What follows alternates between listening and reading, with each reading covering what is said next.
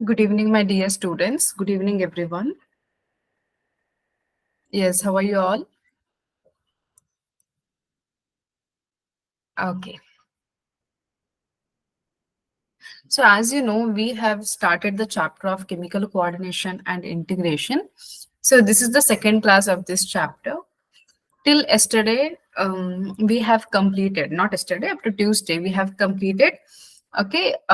We were talking about actually hypothalamus. Okay so will move on today okay आगे जाएंगे देखेंगे pituitary gland के बारे में देखेंगे and will move on with understanding much more concepts. Clear? So meanwhile, if you have any doubts, please make sure to ask me. Okay, my comment box will be always open. Okay? Yeah, yeah. Great. चल जी जी हाँ let's move ahead then.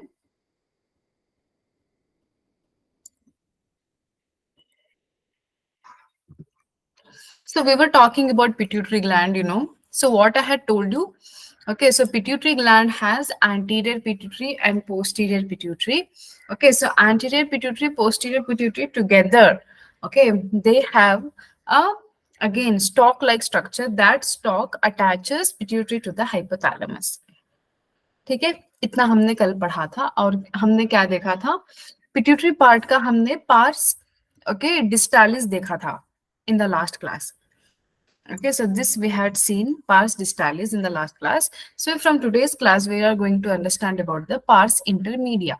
Okay, so pars intermedia के बारे में अभी इस class में हम लोग पढ़ने वाले हैं. Clear? Okay, in human, it is almost merged with pars distalis. Okay, so मतलब ये मिला जुला ही रहता है, ऐसा बहुत अलग नहीं रहता. ठीक है, साथ में रहता है, तो you can call them as it is almost merged. Okay, बस थोड़ा इसमें सेप्टम का सेपरेशन है, by which we can call them as a pars intermedia and pars distalis. Okay, it produces melanocyte stimulating hormone that is MSH. Okay, what is MSH? It acts on melanocytes to regulate the skin pigment. You know, we have a pigment on our skin called as melanin. है ना, हमारे पास कोई pigment है, उसका नाम क्या है, melanin. अब इस मेलानिन को प्रोड्यूस करने वाले कुछ सेल्स होते हैं जिसको हम बुलाते हैं मेलानोसाइट्स, और ये मेलानोसाइट्स को रेगुलेट करने के लिए ओके एंड उनका फंक्शनिंग को प्रॉपर करने के लिए एक हार्मोन आता है जिसका नाम है मेलानोसाइट स्टिमुलेटिंग हार्मोन. ठीक है, इतना क्लियर है? इसके अलावा अगर आपको कुछ भी डाउट है तो आप मुझे पूछ सकते हैं. ठीक है, चलो नेक्स्ट स्लाइड पे चलते हैं. नेक्स्ट ओके, तो हमने क्या पढ़ा था, one part of the pituitary gland हमने देखा था, अभी हम देख रहे हैं नेक्स्ट पार्ट. ठीक है, तो यहाँ पे देख लो तुम, neuro hypophysis is the second part of pituitary. Okay, it stores oxytocin and vasopressin and these are hormones of hypothalamus. What do you mean by this? Okay, तो ये बेटा प्रोड्यूस होते हैं हाइपोथैलेमस में, बट सेक्रीट होते हैं या फिर रिलीज होते हैं पिट्यूटरी ग्लैंड में. तो इसीलिए इनको कहा गया है hormones of hypothalamus. Clear? So it stores, okay, मतलब ये बस स्टोरिंग पार्ट है बस. ठीक है, so oxytocin and vasopressin. So let us talk about the oxytocin first. Contracts the smooth muscles. In females, it stimulates the contraction of uterus at the time of childbirth and milk ejection from the mammary glands during lactation. ठीक है, तो आपको पता है during the delivery या फिर parturition जो हम कहते हैं, so during parturition what happens, the mother or the pregnant female has to give out the birth for child, right? So in that time what happens, the uterus has to get contracted. uterus को contract होना होता है ताकि जो भी fetus है वो बाहर eject हो सके. ठीक है, तो vigorous uterus पे contractions होते हैं, so that with this contracting movement on the inside of the uterus, the baby is pushed out through the uterus. Okay, so that's what you need to see here. You can see here, this is the uterine muscle. Okay, so this is the uterine muscle. तो inside baby will be remaining. तो यहाँ से पूरा जो fetus है वो बाहर आके eject होगा. ठीक है, so this is one case. Another thing is in the mammary glands of pregnant women, or you can say any mother, there what happens, the milk is also formed. ठीक है, prolactin hormone है, तो उन hormones की मदद से milk production होता है बॉडी में उनके, जब से प्रेगनेंसी स्टार्ट हो जाती है तो थर्ड मंथ से ही स्टार्ट हो जाता है, फॉर्मेशन ऑफ मिल्क और production of milk in the pregnant lady. Okay, तो वहां पे क्या होता है, during the lactation process there happens called as suckling reflex. वहां पे सकलिंग रिफ्लेक्स होता है, जब बेबी निपल्स को सकल करता है तो उससे क्या होता है, सिग्नल्स पास ऑन होते हैं ब्रेन से, एंड ब्रेन ने फिर उसको इम्पल्स भेजना है ताकि तुम मिल्क को इजेक्ट कर सको। ठीक है, तो यहाँ पे भी ये हार्मोन बहुत जरूरी है ताकि मिल्क का इजेक्शन हो सके from the mammary gland. It is very important, otherwise lactation would have been very difficult. Okay, next hormone is vasopressin, या फिर you can also call it as anti diuretic hormone. So it stimulates reabsorption of water and electrolytes by DCT of kidney, and thereby reduces diuresis, or you can say loss of water through urine. ठीक है, तो बेटा I had told you in the last class, okay, kidney का chapter जब हमने पढ़ा था तो मैंने आपको बताया था diuresis is what, it is the process of frequent urination. Okay, bar bar urine होना, यूरिन ज्यादा प्रोड्यूस होना, इसको हम कहते हैं ओके डायूरेसिस। अब इस डायूरेसिस को रोकने के लिए एक हार्मोन है जिसका नाम है एंटी डायूरेटिक हार्मोन। ओके, तो it stimulates the reabsorption of water and electrolytes by DCT of the kidney and thereby reduces the diuresis. तो इसकी वजह से क्या होता है, डायूरेसिस ना कंट्रोल होता है। ठीक है, तो ये सब मैंने आपको बहुत अच्छे से समझाया था in that chapter of kidney regulation. ठीक है, अगर वहां पे भी कुछ आपको डाउट है तो आप मुझे पूछ सकते हैं। ठीक है, मैंने क्वेश्चन सॉल्व किए हैं उसके ऊपर बहुत सारे, and I have also discussed in the class. ठीक है, तो वही चीज यहाँ पे लिखी है, वैसोप्रेसिन और anti diuretic hormone. All right, then deficiency of ADH results in diminished ability of kidney to conserve water, leading to water loss and dehydration. This is called diabetes insipidus. अब डायूरेसिस हम लोग होने को ऐसे उसको छोड़ दें तो क्या होगा, बॉडी से सारा वाटर निकल जाएगा, सारा हाइड्रेशन चला जाएगा, तो अल्टीमेटली बेटा ये बहुत बड़ी प्रॉब्लम बन सकती है। ठीक है, तो यहाँ पे क्या करना है हमको, इसको रोकने के लिए हम ना, हमारे लिए एंटी डायरेटिक हार्मोन बहुत ज्यादा जरूरी है। ठीक है, तो यहाँ पे कंडीशन दी गई है called as diabetes insipidus. Here what happens, okay, तो डिफिशियंसी हो जाती है इस हार्मोन की। ओके, जो डायूरेसिस को रोकता है एडीएच, इसकी डिफिशियंसी हो जाती है, तो इससे बहुत ज्यादा कॉम्प्लिकेशंस निकल के आ जाते हैं। आपने देखा होगा डायबिटिक लोगों को प्यास ज्यादा लगती है, ओके, देन यूरिनेशन ज्यादा होता है, एंड देन बार बार भूख लगती रहती है। ठीक है, तो इसलिए क्यों होता है, क्योंकि बेटा their kidneys can not filter the glucose properly. तो जो जितना भी ग्लूकोज कंज्यूम करते हैं उसमें उसमें बहुत अमाउंट क्या होता है, थ्रू यूरिन पास आउट हो जाता है ग्लूकोज। ओके, एक रीजन वो हो गया। दूसरा, बार बार पानी पीना इज बिकॉज ऑफ थ्रस्ट। उनको थ्रस्ट होता है, मतलब बहुत ज्यादा प्यास लगती है, तो पानी पीते हैं तो बार बार यूरिनेशन भी हो करना पड़ता है, और उसके ऊपर एडीएच भी तो नहीं होता उनके पास, मतलब डिफिशियंसी है एडीएच की। तो ये सारे फैक्टर्स होते हैं इन द डायबिटिक पेशेंट्स। ठीक है, चलो तो विल मूव अहेड नाउ। ये इतना पिट्यूटरी ग्लैंड के बारे में था। ठीक है, इसके ऊपर कुछ भी डाउट है तो आप पूछ सकते हैं। Now we will move on to the pineal gland. Okay, तो पीनियल ग्लैंड ना सबसे छोटा एंडोक्राइन ग्लैंड है, मतलब आप जितना भी अभी पढ़ने वाले हो। Okay, clear Pragya? Okay, so it is the smallest endocrine gland. It is located on the dorsal side of the forebrain. I hope you know what is dorsal side. ठीक है, तो वेंट्रल साइड तो सामने वाला part है, dorsal side is the back part. ठीक है, तो यहाँ पे पीछे की एरिया पे होता है। Okay, and it secretes melatonin. Okay बेटा, melanin is different, melatonin is different, you don't need to get confused there. ठीक है, तो melanin is the pigment. Okay, melanin is the skin pigment, melatonin is different. ठीक है, तो ये जो smallest endocrine gland है which is located on the dorsal side, it secretes melatonin. अब आप पूछोगे मैम ये क्या करता है काम, बेटा यहाँ पे देख लो, it regulates the diurnal rhythm of body, that is sleep wake cycle, body temperature etcetera. ठीक है, see let me tell you, our body follows something called as circadian rhythm. Okay, circadian rhythm या फिर biological clock। ठीक है, आपको ना बताना नहीं पड़ता कि हाँ भाई उठो सुबह हो गई। ठीक है, आपको ये नहीं कहना पड़ता कि हाँ भाई तुम सो जाओ रात हो गई।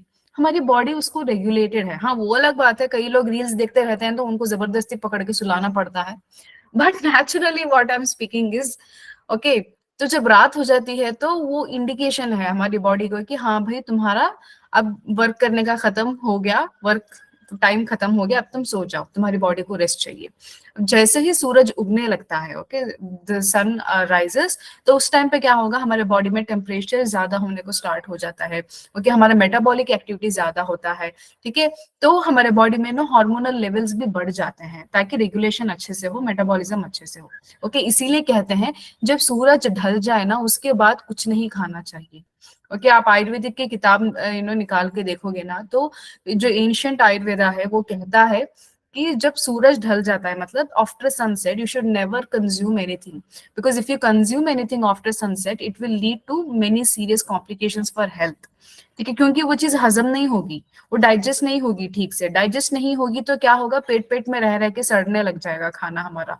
तो जब सड़ने लग जाएगा मतलब spoilage, what I am speaking is, okay. देखो वहां पे फिर वो क्या होता है, leads to gas, gas formation हो जाती है, ओके। तो फिर वहां पे कार्बन डाइऑक्साइड रिलीज हो जाते हैं, बैड बैक्टीरिया बनने लगता है, गट हेल्थ हमारी अच्छी नहीं रहती। इसीलिए कहते हैं कि रात में खाना बिल्कुल अच्छा नहीं है। लेकिन हम लोग क्या करते हैं, रात रात तक चाय पीते रहते हैं, वो खा लिए, बिस्किट खा लिए, परांठे खा लिए, पता नहीं क्या क्या खाते रहते हैं।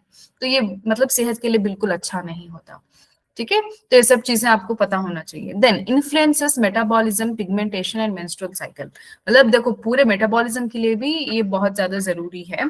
एंड देन पिगमेंटेशन, मैंने आपको बताया ना हमारे बॉडी में जो पिगमेंट होता है उसके लिए भी, and then menstrual cycle, okay, in the case of females it influences our defence capability. आपको पता है, हमने पढ़ा है बॉडी फ्लूइड्स एंड सर्कुलेशन में, ठीक है। तो डिफेंस हमारे करते हैं डब्ल्यूबीसीज, तो उनके भी हेल्प में ये काम आते हैं, ठीक है, ताकि इम्यूनिटी को बढ़ाएं, so that we have a enough defence mechanism to fight with the foreign substances और एनी अदर थिंग। मतलब हमारी इम्यूनिटी को ऐसे स्ट्रॉन्ग करने के लिए बहुत जरूरी है ये वाला भी कंपोनेंट, ठीक है, melatonin, please do remember, okay. बच्चा सोता हुआ देख के फिर तुम मत सो जाना, ठीक है। All right. Then coming to thyroid hormone. So thyroid hormone क्या है, देखो, smallest is pineal, largest is endocrine, sorry, thyroid gland. Okay. So smallest is pineal, largest is thyroid. Please do remember. It includes two lobes located on either side of the trachea. तो हमने पढ़ा है breathing and exchange of gases में, okay. सो trachea हमारा wind pipe कहते हैं जिसको, उसमें क्या होता है, सी शेप्ड कार्टिलेजिनस रिंग्स होते हैं for the protection of trachea, है ना। कंप्लीट रिंग्स नहीं होते, हाफ या फिर सी शेप कार्टिलेजिनस रिंग्स होते हैं, and those rings help for the protection of trachea, ठीक है। तो अब यहाँ पे देख लो, तो it includes two lobes located on the either side of the trachea, मतलब इधर उधर दोनों के साइड में, ओके, दोनों साइड में होते हैं हमारे थायराइड ग्लैंड्स, ठीक है। So the lobes are interconnected with isthmus, that is a connective tissue. बेटा isthmus जो वर्ड है ना, ये नेक्स्ट ईयर भी तुम पढ़ोगे, in the 12th also you will study this, okay, when we were talking about reproductive organs, ठीक है। तो हमारे जो फीमेल्स में यूट्रस होता है ना, तो वहां भी isthmus आता है, तो वहां पे कंफ्यूज नहीं होना, okay. So this isthmus is different here, okay. Just remember, बस याद रखना है आपको। तो यहाँ पे देखो, इस पार्ट को हम कहते हैं isthmus, ठीक है, from here to here, alright. So these lobes are interconnected with isthmus, which is a connective tissue. The thyroid gland is composed of follicles and stromal tissues. ठीक है, तो इसमें बहुत सारे follicles हैं, stromal tissues हैं, ठीक है, ये सारी चीजें यहाँ पे भर भर के पड़े हैं। तो अब आप मुझे पूछोगे, मैम फॉलिकल सेल्स क्या करेंगे? बेटा देखो, let me tell you, in biology will study follicles in many areas. एक यहाँ पे तुम पढ़ रहे हो थायराइड ग्लैंड में, यहाँ पे भी फॉलिकल्स हैं, ओके। ये एक टाइप के सेल्स होते हैं जो कुछ ना कुछ सेक्रीट करते हैं, ठीक है। अब यहाँ पे ये फॉलिकल सेल्स हैं, वो सेक्रेट कर रहे हैं हार्मोन, बट यही फॉलिकल्स तुम वोवरी में पढ़ोगे, ओके। तो फीमेल का जब वोवरी देखते हैं हम लोग, वहां पे भी फॉलिकल्स होते हैं जो लिमिटेड अमाउंट में होते हैं, ठीक है। तो फीमेल में ना जो ये प्रोसेस है पूरा फॉलिकल्स बनने वाला, वो जब मदर की वूम में होती है तो तभी स्टार्ट हो जाता है, ठीक है। तो वो तब स्टार्ट होके जब वो एक स्टेज पे आ जाती है जहां पे उसके फॉर्मेशन ऑफ फॉलिकल्स ना रुक जाते हैं, और जितने भी फॉलिकल्स बने हैं वही एग बनने के लिए शुरू हो जाते हैं, ठीक है। ये मैं आगे आपको नेक्स्ट ईयर आने पे बताऊंगी, लेकिन वहां पे भी फॉलिकल्स आएंगे, याद रखो। But this follicles are different, they here they secrete only hormones, वहां पे तो पूरा एक एग बनाता है, पूरा वोवम बनता है फॉलिकल से, ठीक है, isthmus यहाँ पे भी आता है, फिर वहां पे भी आएगा, ठीक है। The isthmus is a part of female reproductive organ. Okay, चलो then तो यहाँ पे अच्छा सॉरी मैंने ये वेरी इंपॉर्टेंट चीज बतानी भूल गई। So this follicular cell secrete hormones, so which are those hormone, that is thyroxine. Okay, thyroxine में यहाँ पे देखो नेम्स भी दिए हैं, कॉमनली इनको T4 T3 कहते हैं। ओके, तो बेटा आपने देखा होगा, अगर आपके किसी फैमिली मेंबर को या कोई फ्रेंड्स को देखा होगा, किसी को थायराइड प्रॉब्लम होता है ना, यूजुअली फीमेल्स में बहुत ज्यादा होता है, या फिर हाइपोथायरॉयडिज्म रहता है या फिर हाइपरथायरॉयडिज्म रहता है। ओके, तो डॉक्टर्स रिकमेंड करते हैं कि हाँ तुम इस अमाउंट का थायराइड कंज्यूम करो। अगर हाइपो है तो थायराइड का वो देते हैं कुछ डोजेस, फिर उसके अलावा कुछ भी ऐसी चीज उनके जो थायराइड के लेवल्स को मेंटेन करके रख सके या फिर हार्मोनल लेवल को बैलेंस करके रखे। ठीक है, तो यहाँ पे देखो this is thyroxine, okay, which is commonly called as tetra iodothyronine. Okay, and then T3 is called as triiodothyronine. ठीक है, बाद में TCT रहेगा, उसके बाद फिर तुम देखोगे थायरोकैल्सिटोनिन। ओके, सो ये तीन तुम याद रखो, वर्ड्स बहुत जरूरी है, इंपॉर्टेंट है। ओके, पूछ भी सकता है। Okay, so one by one will be seeing here. Okay, तो थायरॉक्सिन में देखो बेटा, इतना डिटेल में कोई मतलब इतना इंपॉर्टेंट भी नहीं है कि तुम इतना इसको डिटेल में ये चीज याद रखो, लेकिन इंपॉर्टेंट है। ओके, याद भी रखना जरूरी है, तो तुम प्लीज इसको याद रखो। Okay, so what is its function, regulates the basal metabolic rate. अब जिन बच्चों को BMR क्या है नहीं पता, उनको मैं बता दूं बेटा, basal metabolic rate is the indication how your body is growing और इट इज मेटाबोलाइजिंग थिंग्स। ठीक है, तो आपके बॉडी में कितना फैट है, कितना कार्ब्स है, कितना बोन डेंसिटी है, सब कुछ हमको किस बेसिस पे मिलता है, BMR से मिलता है। ठीक है, तो ये एक बेसल मेटाबॉलिक रेट है जो हर बंदे का अलग अलग होता है, and it can be recognised. इसको हम लोग कैलकुलेट भी कर सकते हैं, आइडेंटिफाई भी कर सकते हैं पर्सनल बंदे का। तो उसको करने के लिए हमें वेट और हाइट पता होना चाहिए। किसी भी पर्सन का हाइट और वेट पता होगा तो सिंपल सा फॉर्मूला डाल के हम लोग बेसल मेटाबॉलिक रेट कर सकते हैं। ठीक है, जब सैटरडे संडे की क्लास आएंगे ना, तब मैं क्वेश्चन आंसर्स में सॉल्व करूंगी BMR। ठीक है, other than that physical, mental and sexual development में भी बहुत जरूरी है। ओके, आपने देखा होगा बेटा, जिन लोगों को थायराइड की प्रॉब्लम होती है ना, उनमें वोवेरियन फॉलिकल्स ना ज्यादा अच्छे से डेवलप नहीं होते। जब वोवेरियन फॉलिकल्स डेवलप नहीं होते तो उनके प्रेगनेंसी बनने के चांसेस बहुत ज्यादा कम हो जाते हैं। जिनको भी ये थायराइड की प्रॉब्लम होती है ना, दे माइट हैव बीन, आपने देखा होगा, they will be trying to get pregnant for a very long time, लेकिन प्रेगनेंसी जल्दी नहीं होती, कंसीव जल्दी नहीं होती, अगर हो भी गई तो कॉम्प्लिकेशंस रहते हैं। ठीक है, तो पूरे हमारे सेक्सुअल डेवलपमेंट के लिए भी थायराइड हार्मोन बहुत ज्यादा जरूरी है, not just that, also mental and physical. ठीक है, it has a overall functioning in our body, thyroid का। ठीक है, तो इसके अलावा क्या है, सपोर्ट RBC फॉर्मेशन। ओके, तो रेड ब्लड कार्पोसल्स बनने के लिए भी बहुत जरूरी है। Then control metabolism of carbohydrates, proteins and fats. Okay, so carbohydrates का भी हमारा मेटाबॉलिज्म होगा, प्रोटीन का होगा, फैट का होगा। इन सारों के मेटाबॉलिज्म के लिए भी हम लोगों को कौन चाहिए, थायराइड ग्लैंड चाहिए। Okay, apart from that maintain water and electrolyte balance. See let me tell you something, हमारे बॉडी में ना वाटर और इलेक्ट्रोलाइट बैलेंस बहुत ज्यादा जरूरी है। अगर ये ठीक नहीं रहा ना तो कुछ ठीक नहीं रहेगा। ओके, कुछ भी ठीक नहीं रहेगा। आपको मैंने बताया था, जहां पे इलेक्ट्रोलाइट है वहां पे वाटर रहेगा। ओके, जहां पे वाटर कम है वहां पे फिर वाटर को ज्यादा डालना भी पड़ता है। Okay, that's why hydration is very important. Okay, आप पढ़ते पढ़ते पानी पीना भूल जाते हो, no, you should never do that. Okay, ऐसे कमरे में बैठ के पढ़ो जहाँ पे हवा अच्छी आती हो, वेंटिलेशन अच्छी हो, बार बार पानी पीते रहो। ठीक है, कीप योर माइंड काम एंड वेल बैलेंस्ड। ठीक है, तो बॉडी के लिए दोनों भी बहुत जरूरी है, इसका इफेक्ट डायरेक्टली है थायराइड ग्लैंड से। ओके, देन दूसरा पार्ट जो मैंने बताया ना, TCT, तो ये क्या करता है, this is a protein hormone. Okay, let me tell you what is protein hormone. Okay बेटा, जब हम कहते हैं ना normal hormone is a chemical secretion, वो एक केमिकल सेक्रीशन है, बट जब हम कहते हैं प्रोटीनेशियस हार्मोन, तो that hormone is made up of protein. Okay, उसका कॉम्पोजिशन कैसा होता है, प्रोटीन होता है। ओके, तो अब ये क्या करता है, हाँ, आपको ये सवाल आ सकता है नीट में, तुम लिखो भाई, जो मैं बताती हूँ ना तुम लिखो। ओके, कौन से प्रोटीनेशियस हार्मोन्स हैं, ऑप्शंस में पूछेगा थायरोकैल्सिटोनिन।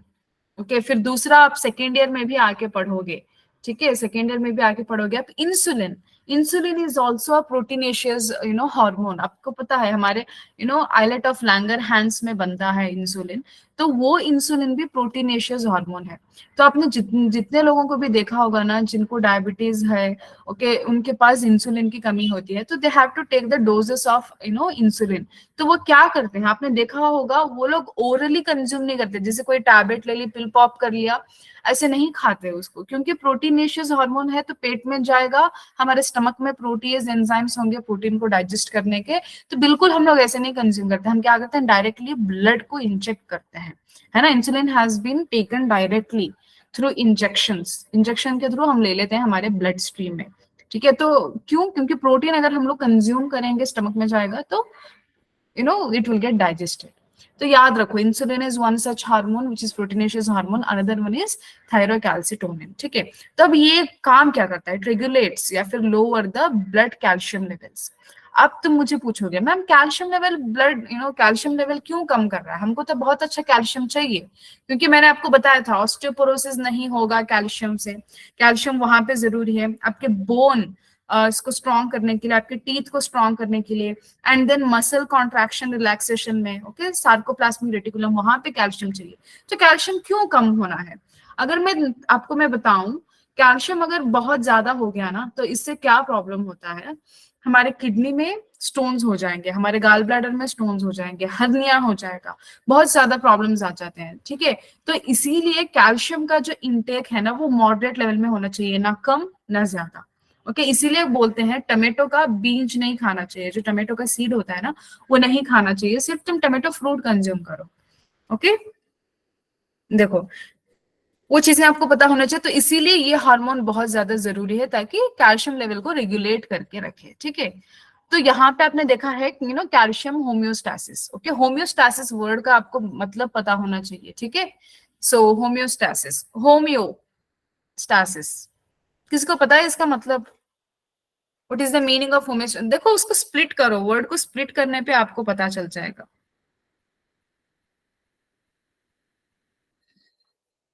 एनीवन?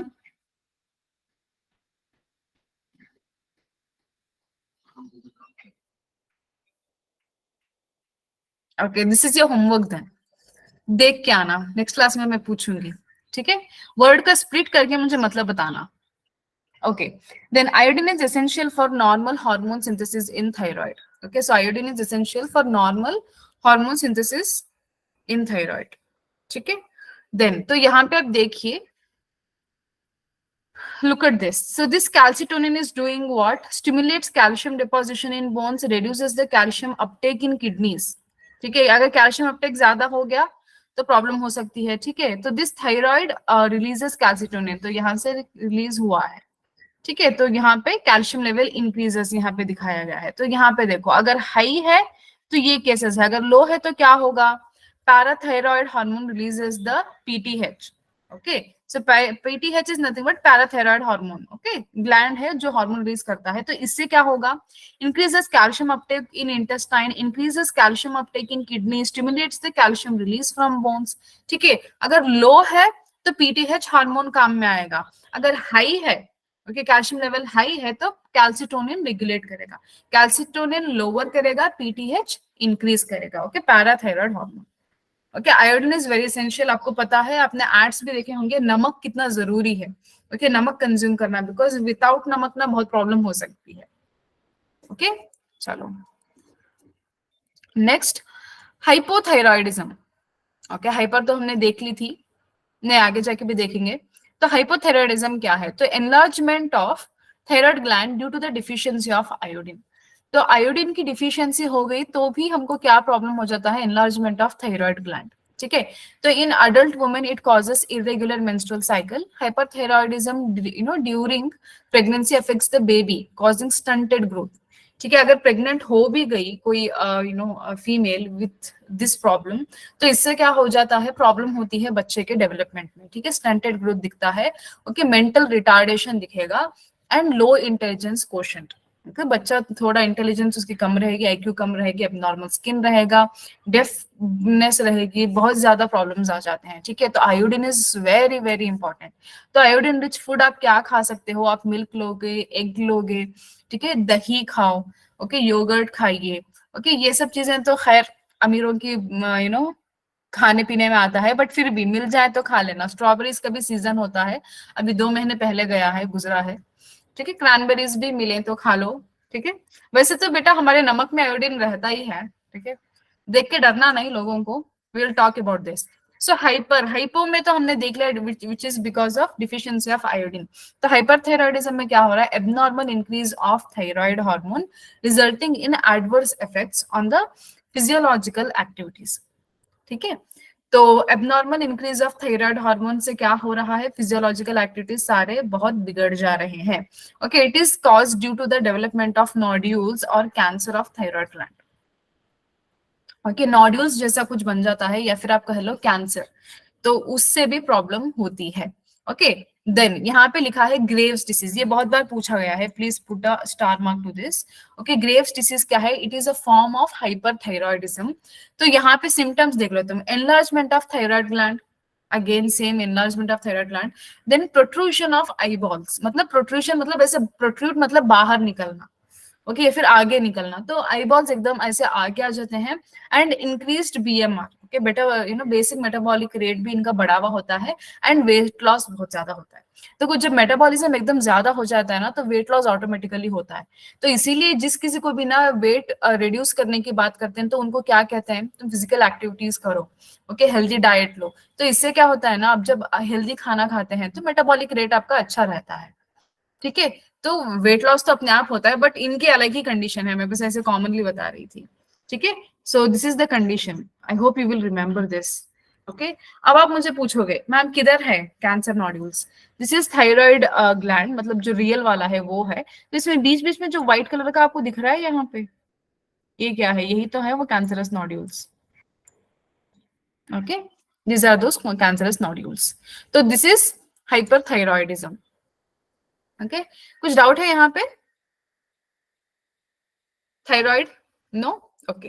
पैराथायराइड ग्लैंड के बारे में हमको क्या देखना है, these are 4 glands present on back side of thyroid gland, okay. तो थायराइड के पीछे होते हैं, यहाँ पे दिख रहा है तुम्हारे को, रेड रेड डॉट से मार्क किया गया है, ओके। ये थायराइड ग्लैंड है, उसके पीछे पैराथायराइड ग्लैंड, ठीक है।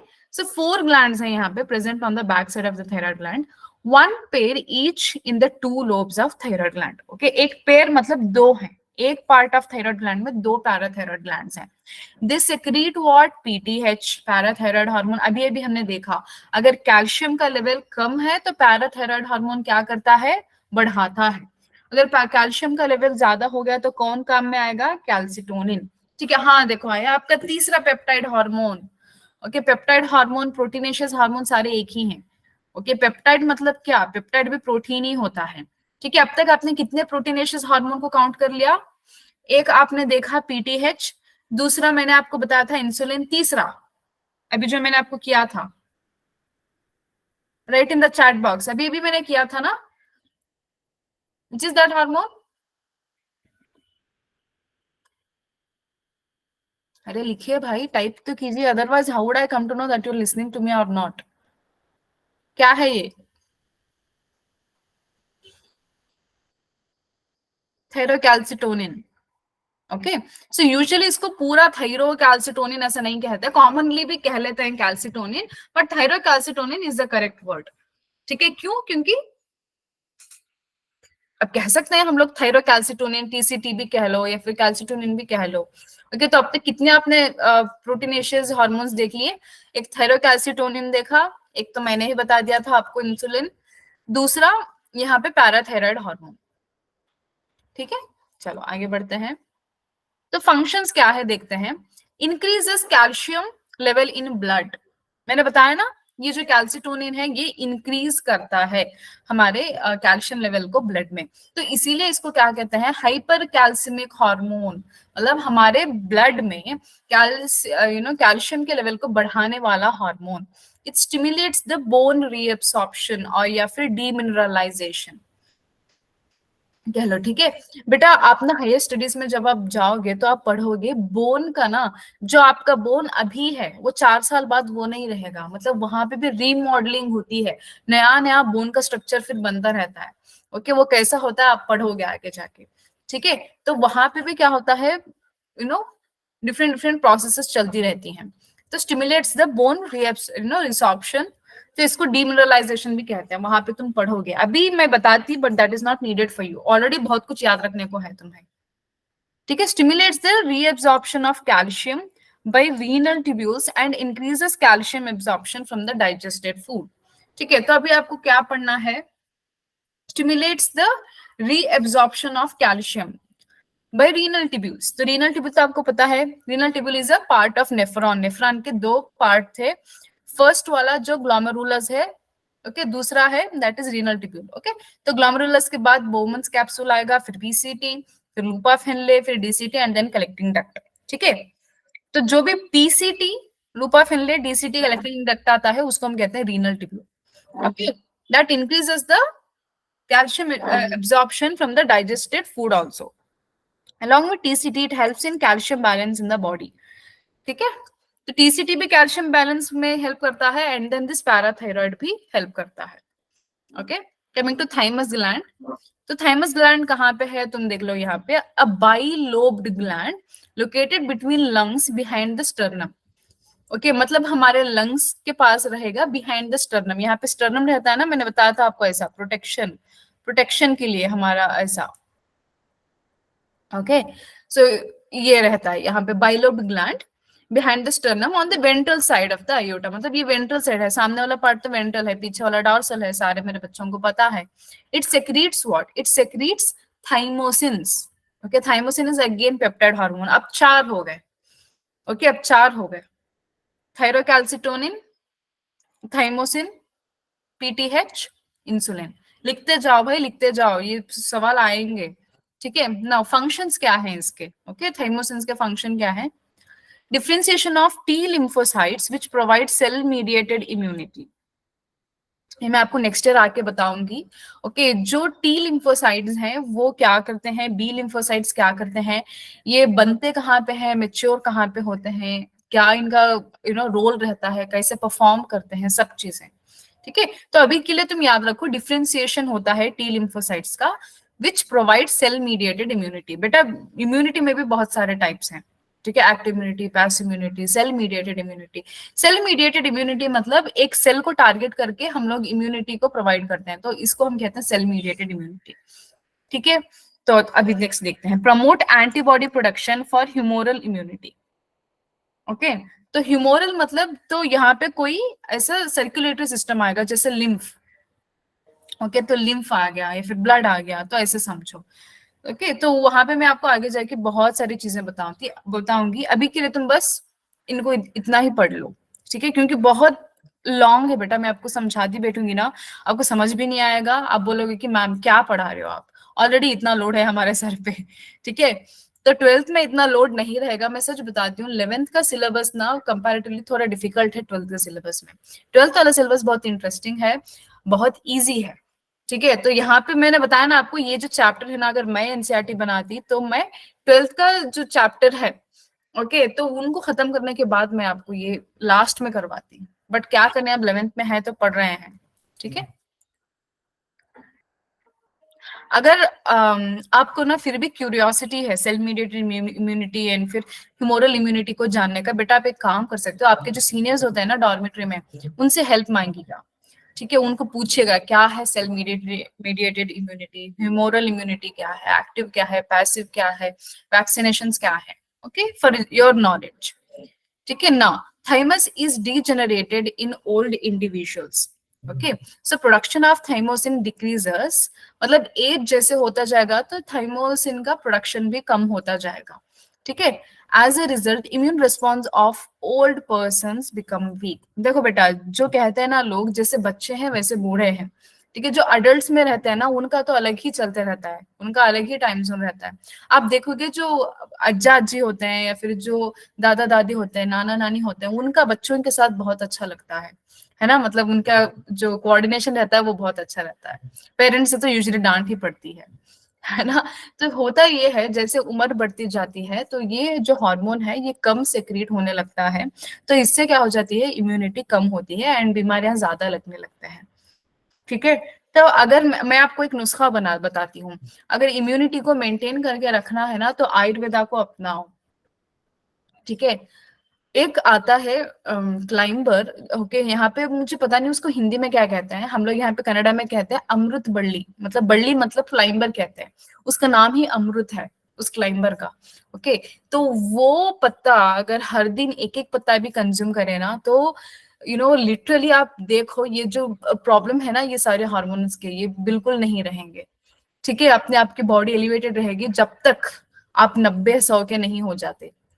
ठीक है। ऐसे है बेटा, our ancient Ayurveda is having that much of power. Okay.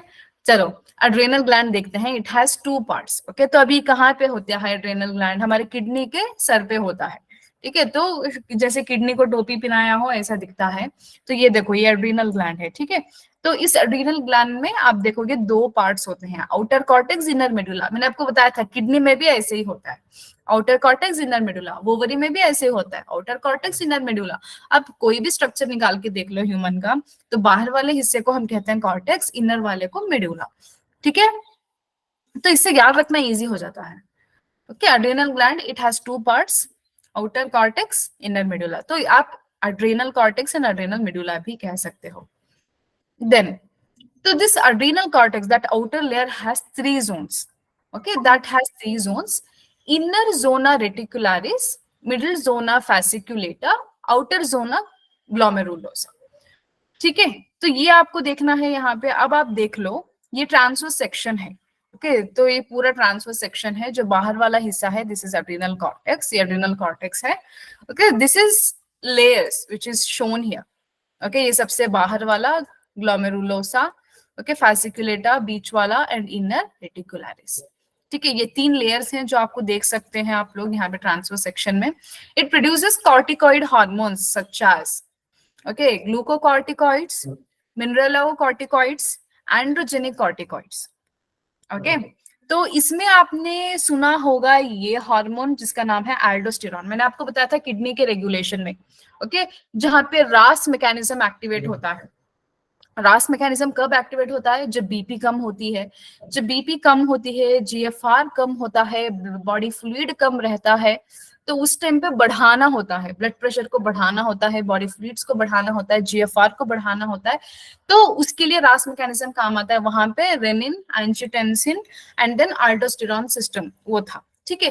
तो आपने क्या देखा था, जो एंजियोटेंसिन 2 है वो एड्रिनल कॉर्टेक्स में अल्डोस्टेरॉन को स्टिमुलेशन करेगा सिंथेसिस के लिए। वो अल्डोस्टेरॉन क्या करेगा, सोडियम का रीअब्जॉर्प्शन करेगा, which eventually leads to the reabsorption of water and eventually BP high होती है। ओके। जब कम होता है तो रास मैकेनिज्म होती है हाई करने के लिए। तो ये आपने पढ़ा है ना? बाकी का तो नहीं पढ़ा, वो आप पढ़ोगे तुम। Okay. Corticoid hormones, gluco, mineralo and then androgenic. चलो एक एक करके देखते हैं यहाँ पे। फर्स्ट वाला एड्रेनल कॉर्टेक्स में, दैट इज ग्लूकोकॉर्टिकॉइड्स। तो ग्लूकोकॉर्टिकॉइड्स देखो नाम में लगा है, gluco means what, involves in carbohydrate metabolism. Gluco carbohydrates metabolism में बहुत ज्यादा जरूर है। Stimulate the gluconeogenesis, lipolysis and proteolysis. Okay बेटा, अब जब हायर स्टडीज में जाओगे तो तुम पढ़ोगे जैसे आप पढ़े थे glycolysis. Okay. Glycolysis in the respiration of plants, वहां पे पढ़े थे। एंड उसके अलावा आप पढ़ोगे ग्लूकोनियोजेनेसिस। ओके। ग्लूकोजेनेसिस, ऐसे बहुत सारे ग्लाइकोजन, उसका फिर फॉर्मेशन होता है, वो भी दूसरी चीज है।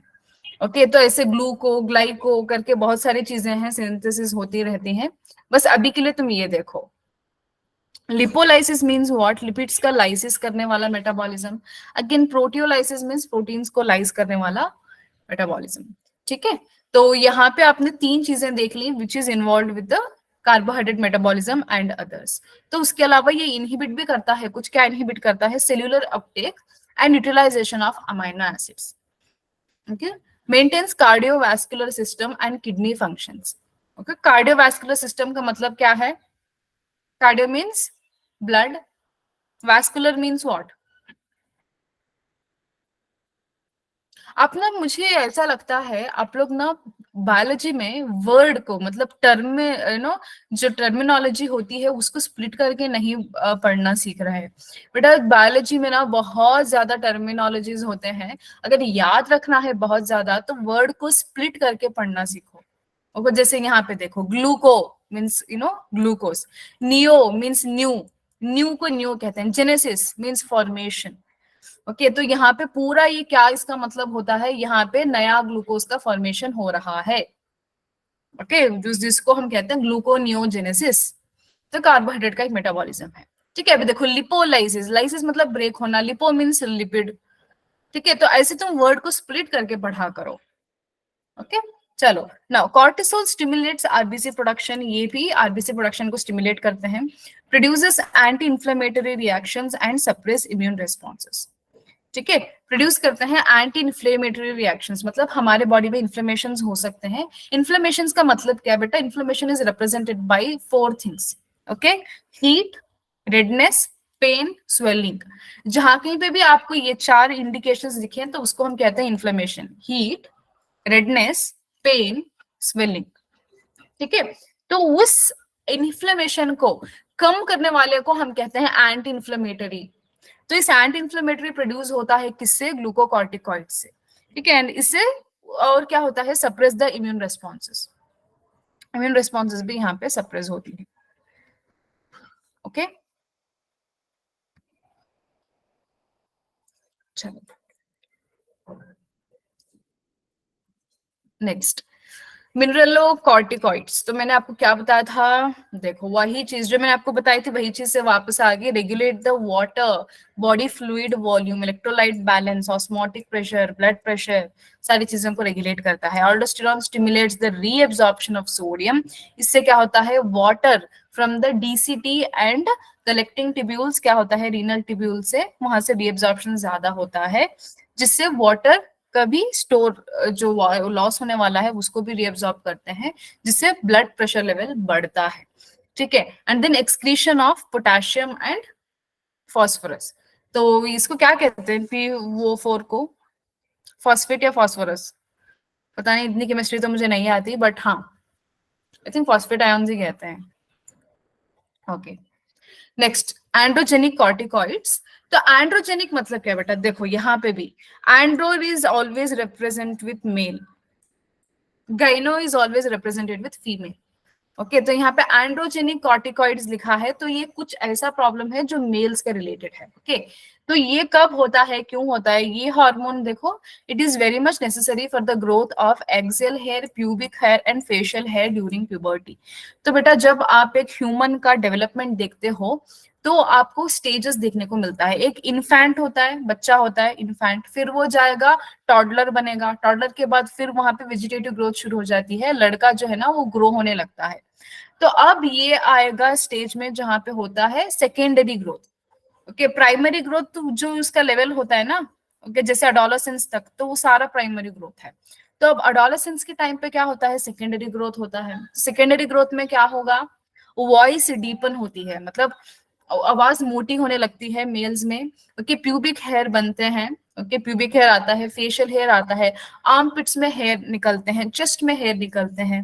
ठीक है, ये सारे ना मेल की सेकेंडरी कैरेक्टर्स को शो करने वाले चीजें हैं। ठीक है, तो अब यहाँ पे जो एंड्रोजेनिक कॉर्टिकॉइड्स है ये किस लिए काम में आ रहा है, यहाँ पे देखो, during puberty, no for the production और द ग्रोथ ऑफ हेयर।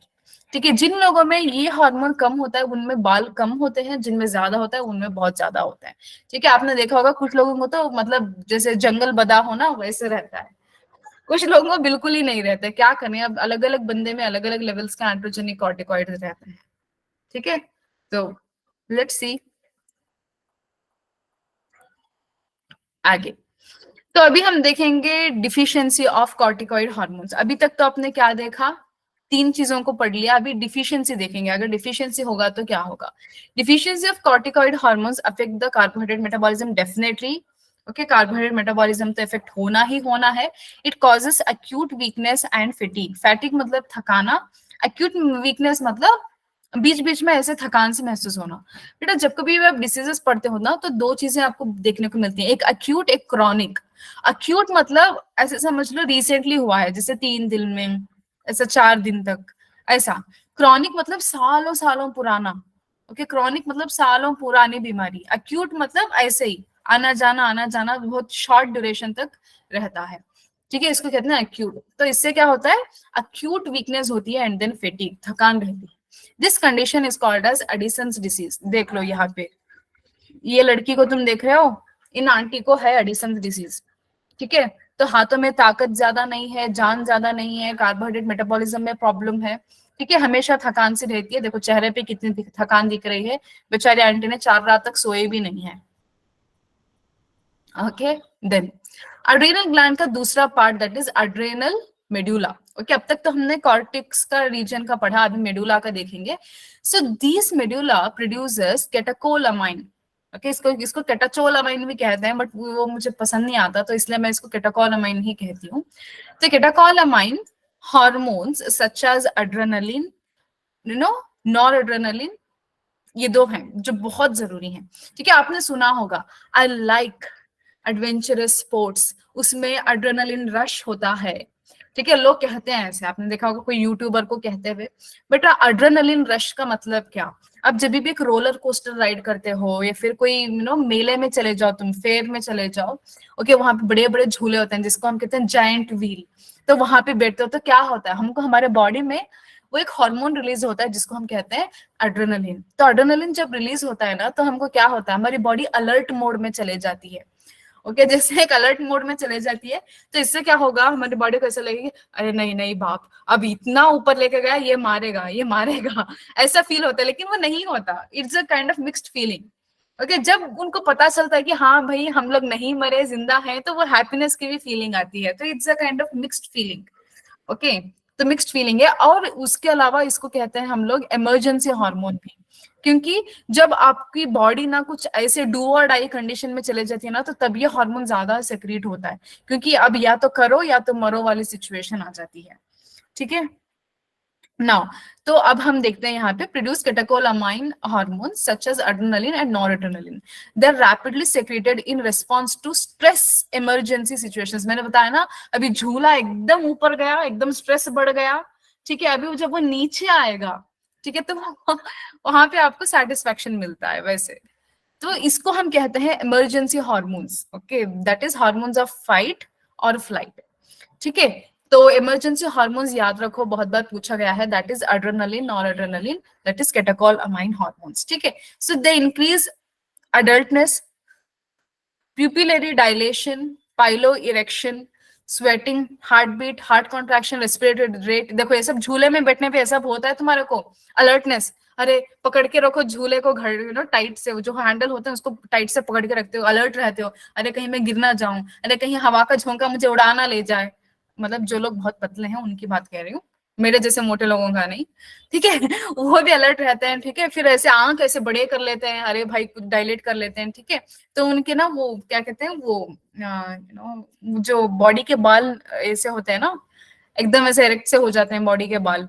ठीक है, राइजिंग ऑफ हेयर वो हो जाता है। ठीक है, उसको गूज बम्स है, या गूज बम्स जिसको कहते हैं, पाइलो इरेक्शन। ठीक है, तो वो होता है। फिर कुछ लोगों को डर होता है, स्वेटिंग सा हो जाता है, हार्ट बीट बढ़ जाता है। ठीक है, रेस्पिरेटरी रेट बढ़ जाती है।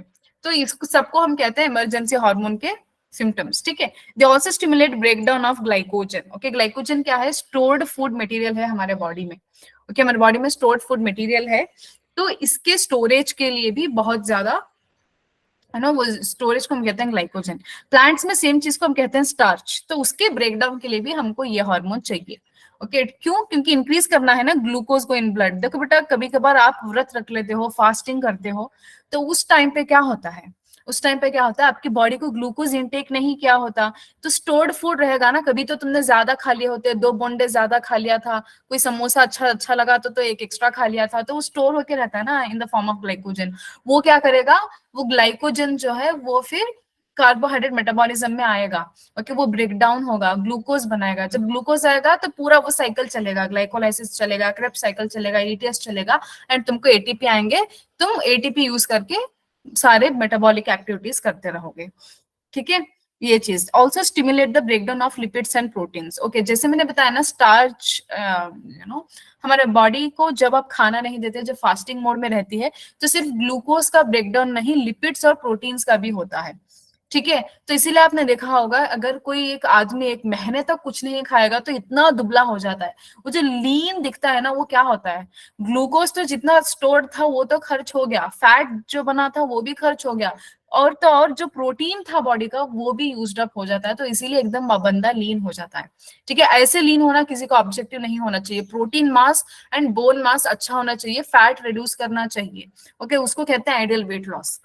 ओके, चलो, पैंक्रियास, तो a composite heterocrine gland that is exocrine and endocrine, ये बहुत जरूरी है, लिखो भाई, पैंक्रियास।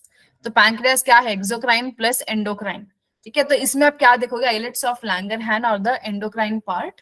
ओके, एंडोक्राइन पार्ट कौन सा है इसमें, आइलेट ऑफ लैंगरहैंस। एक काम करेंगे बेटा, 50 हो गया है, अभी क्लास को खत्म करते हैं। ठीक है, नेक्स्ट क्लास में इसको कंटिन्यू करेंगे, क्योंकि तुम लोग फिर चले जाओगे एंड आपका फिर इनकम्प्लीट रहेगा। तो पैंक्रियास से आगे रेगुलेशन ऑफ हार्मोन सब हम लोग कल करेंगे।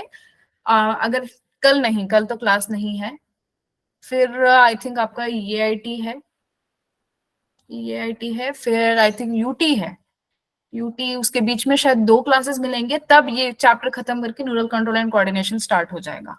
ठीक है, अभी के लिए बस इतना काफी है, अगर कुछ डाउट है तो आप पूछ सकते हो।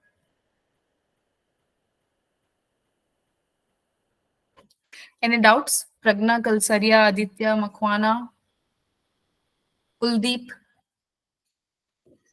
आप लोग कहाँ से हो, can you write in the comment box.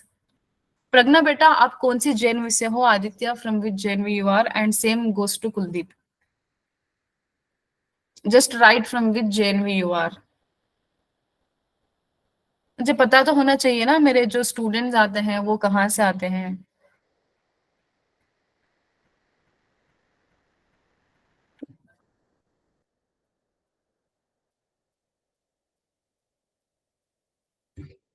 Come on, लिखिए लिखिए, बताइए आप कहाँ से हैं।